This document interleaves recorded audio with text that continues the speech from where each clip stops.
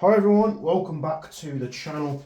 And if you'd seen my previous videos where we were looking at the MCX Rattler, I wasn't too impressed with it. I just could not get it to work. I tried different settings on the little valve inside. I tried different gases. The mags were at room temperature, and I just could not get that thing to work in a way that I think would be, relevant to owning it. So, for want of a better word, but it just wasn't fit for what I was going to use it for. So I actually ended up sending that back. It is probable, it is likely that I did get a lemon, as what people like to call it. But just going off my past experience with gas blowback VFC M4 platforms, I thought, you know what, this ain't good enough. Let's get it out of here. But I did replace it with something else. Of course, it's a gas blowback rifle SMG, and it's none other than the Umarex or VFC HK53 gas blowback rifle summoner. So you'll have to forgive me, I'm probably not the best person to talk about such things in terms of its history and everything like that. I'm pretty sure this is the shortened version of the HK33. This thing was chambered in 5.56. The HK53 being the shorter version, I think did actually see some integration into sort of, I heard the Royal Marines, and I did hear of a few constabularies using this in the UK. As for everywhere else in the world, I couldn't tell you any more than that. But basically, for those of you that aren't interested in any of that, it's an MP5 that takes a 5.56 magazine. So it looks very much like an MP5A5 or whatever acronym they use to, distinguish just the simple MP5. But instead of an MP5 mag, you've got a large mag. So it's M4 sized. It does have a bit of a weird shape on the top compared to an M4 mag, and I'll just compare them here.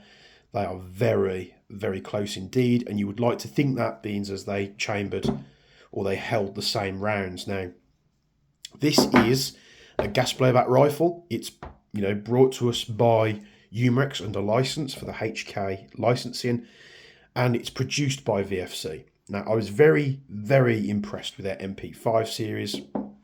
I actually picked up the K version just because at the time it was the only model I could get my hands on. But I was really impressed with this. I've ordered a ton of bits, which I'm hoping turns up tomorrow on the day of recording this. I would like to get a full-size MP5 as well and add it to the ever-growing collection of gas blowback rifles. But actually, I'd never really looked at the HK53 before and thought, I really want to own one of them. So this thing is heavy. I'd probably say maybe not quite as heavy as what that MCX Rattler was, but, it's very much close. I do have a couple of magnets here so we can see if anything is, of course, steel. Now, the main body is steel. There's going to be various components all over. Flash hider, front sight post, cocking tube, cocking lever, the body itself.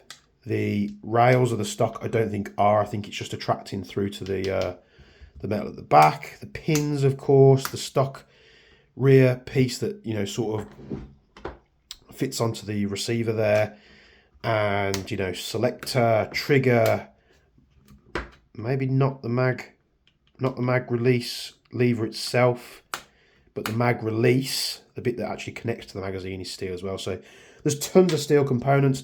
It's not super duper essential these days, but a lot of people do like to know. So let's just check the bolt as well. The bolt, of course, is not steel, but most of the other components are.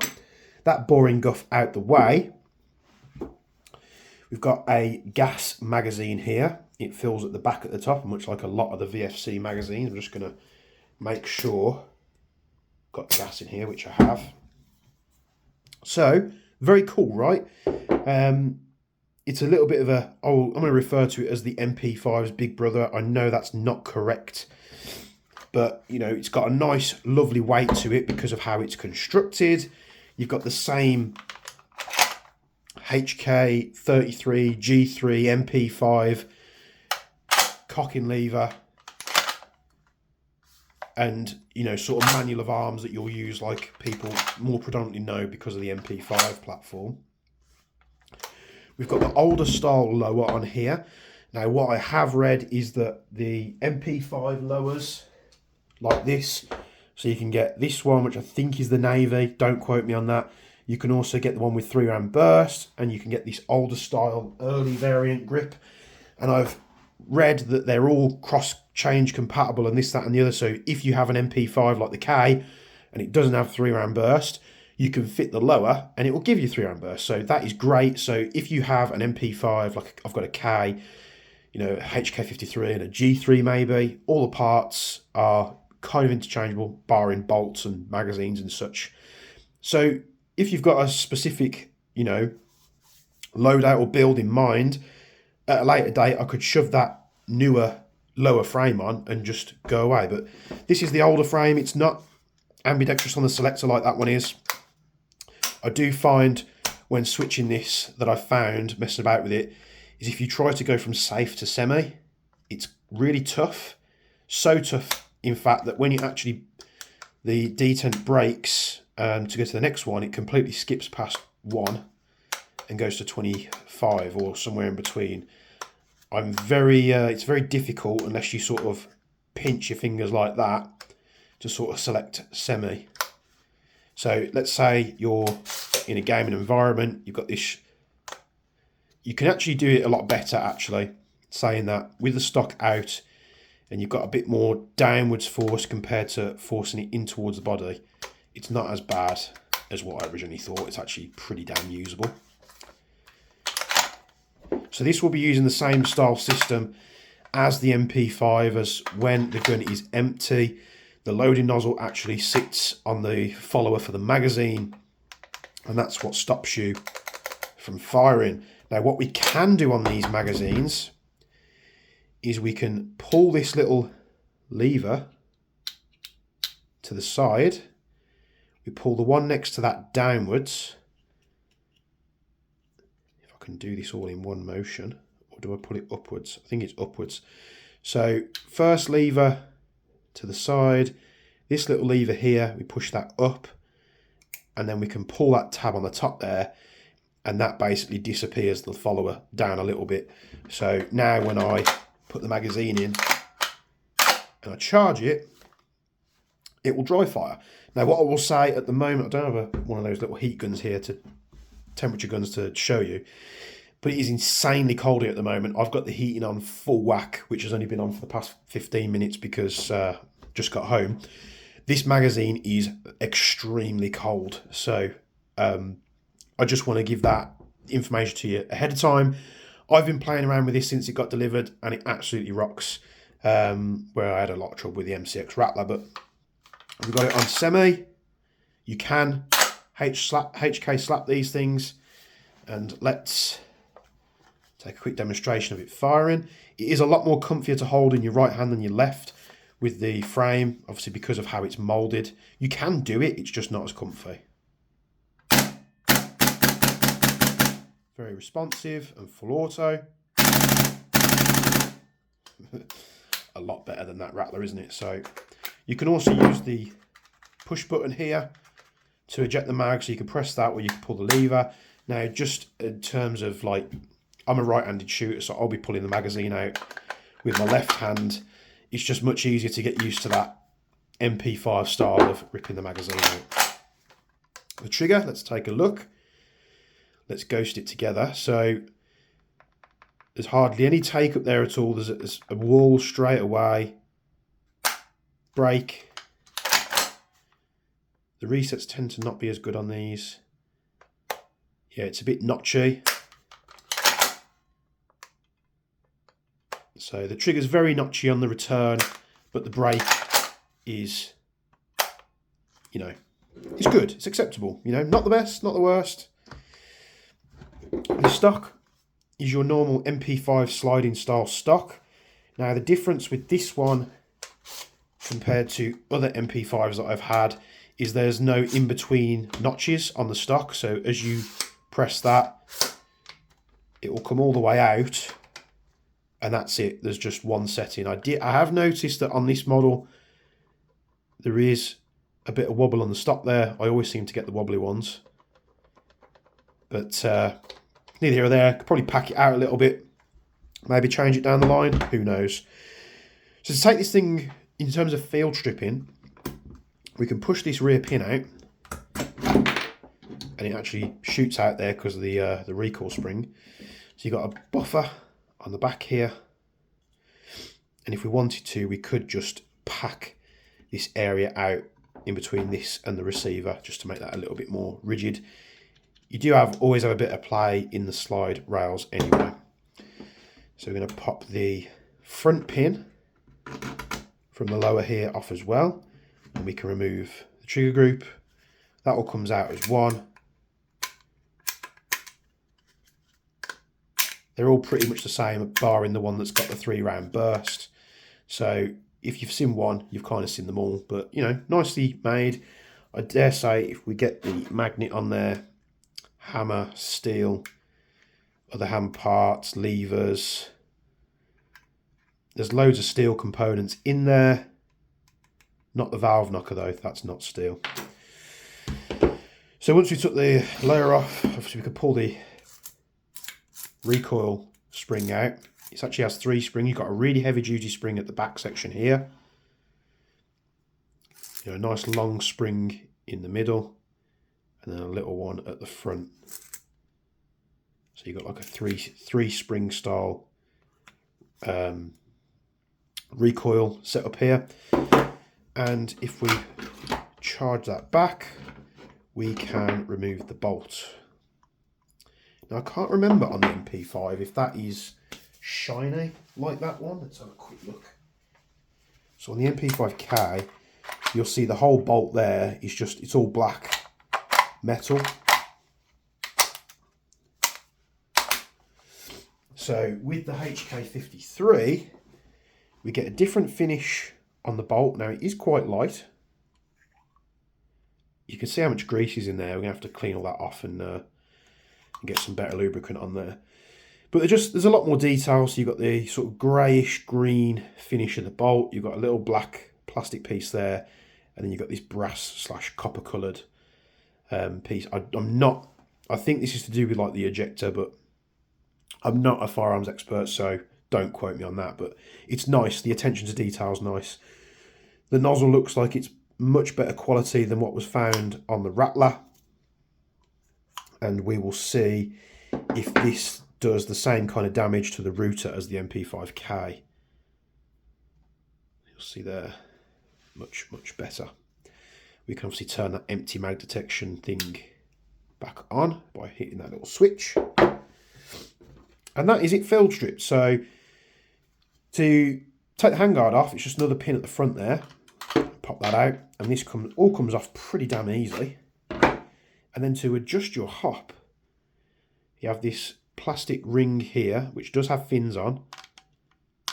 It's got little notches on it for easy adjustment.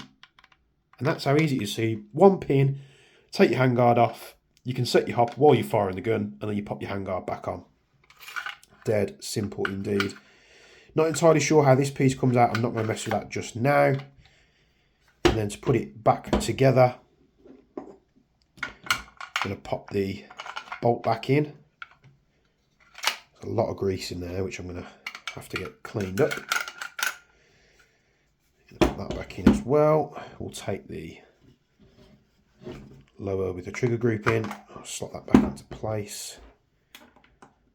Put the first pin in here, like so. We pop the stock on. Oh, let the stock fly off. Let's grab that with my left hand. Come on, do you want to go on now? There we go. Just line it all up. Pop the rear pin in. Pop the handguard on.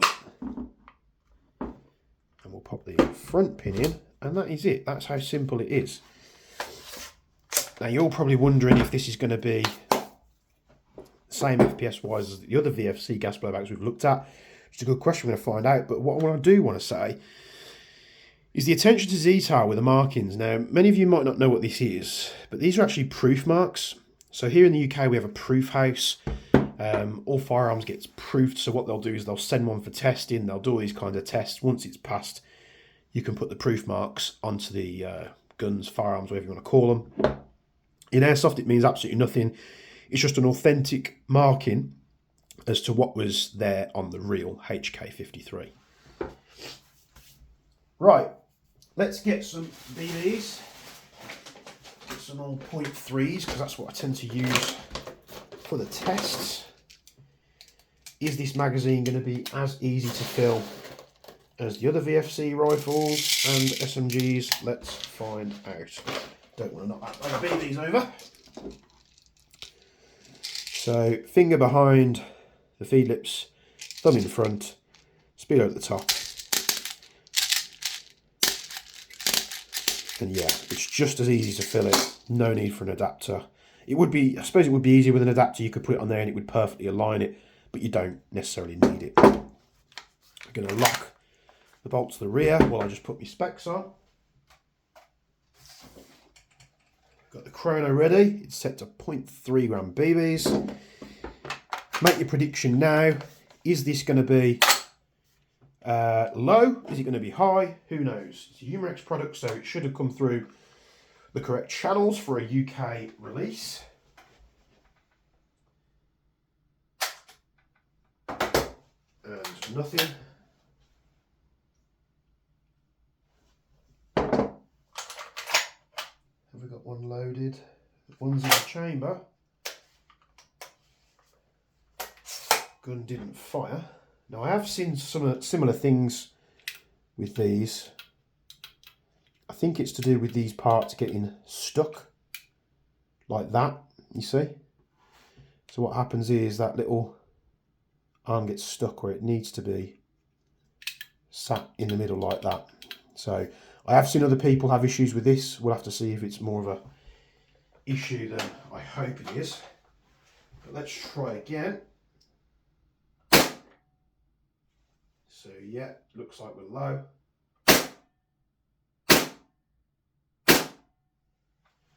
So we are at 0.4 joules, which is 175 FPS on a 0.3. Let's do some surgery, because if it does have a restrictor, and someone did pop in on one of the previous videos saying that, I think it was the 249, that, you know, a UK spec gun should not have that restrictor in, and if the restrictors are there, it's Japanese spec, and if there is one in it, it shouldn't be too much of a bother sorting it out. So we look at the nozzle there, and as you'll see, we have a little restrictor. So we're going to take a 2.5mm Allen key, put it in the end of the nozzle, spin, spin, spin. I'm getting loads of these little restrictor valves now. Take that out, we're left with that. Pop the bolt back in. That was super quick and easy. What is great for this is that I'm pretty sure in places like Germany, they do have quite a heavy FPS restriction on anything that's full auto. I think anything that's full auto has to be half a joule. So a lot of these guns from VFC with those restrictions in would be completely fine for use in Germany. So the more you know. Let's give it another go. Oh yeah, there we go. Straight up. A joule difference. So we've jumped up a joule, so we're 1.4 joules now. And again, let's see if we can get a burst through the chrono, see if it works for a rate of fire, rounds per second readout. No, not quite enough BBs there. But we are empty.